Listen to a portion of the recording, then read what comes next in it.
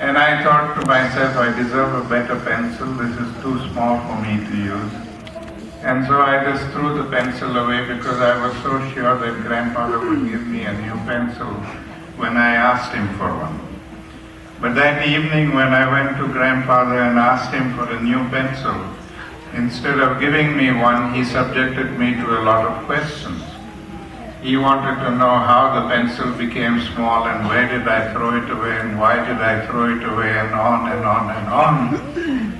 And I couldn't understand why he was making such a fuss over a little pencil until he told me to go out and look for it. And I said, you must be joking. He said, you don't expect me to look for a little pencil in the dark? He said, oh yes, I do. Here's a flashlight. Take this and go out and look for the pencil. And I must have spent about 2 hours searching for it. And when I finally found it and brought it to him, he said, now I want you to sit here and learn 2 very important lessons. The first lesson is that even in the making of a simple thing like a pencil, we use a lot of the world's natural resources. And when we throw them away, we are throwing away the world's natural resources, and that is violence against nature. And the second lesson is that because in an affluent society, we can afford to buy all these things in bulk, we overconsume the resources of the world. And because we overconsume them, we are depriving people elsewhere of these resources. And that they have to live in poverty. And that is violence against humanity. And that was the first time I realized that all of these little things that we do every day, consciously and unconsciously, things that we waste and throw away and overconsume, that all of these acts are acts of violence. And then he made me draw a genealogical tree of violence, with violence as the grandparent, and physical violence and passive violence as the 2 branches.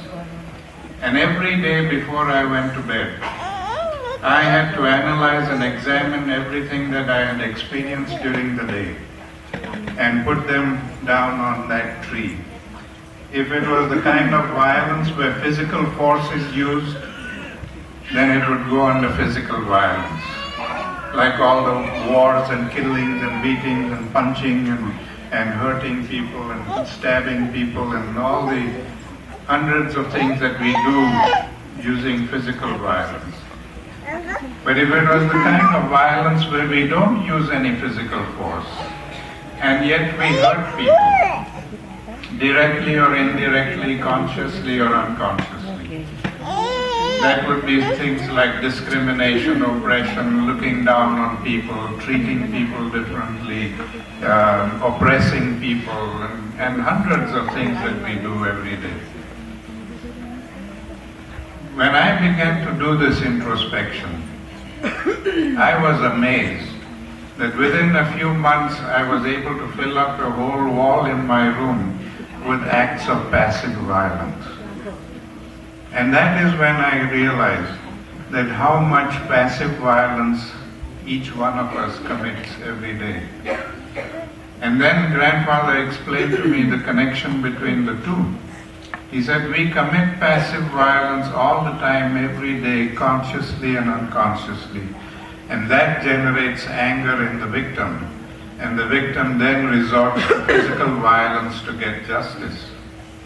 So it is passive violence that fuels the fire of physical violence.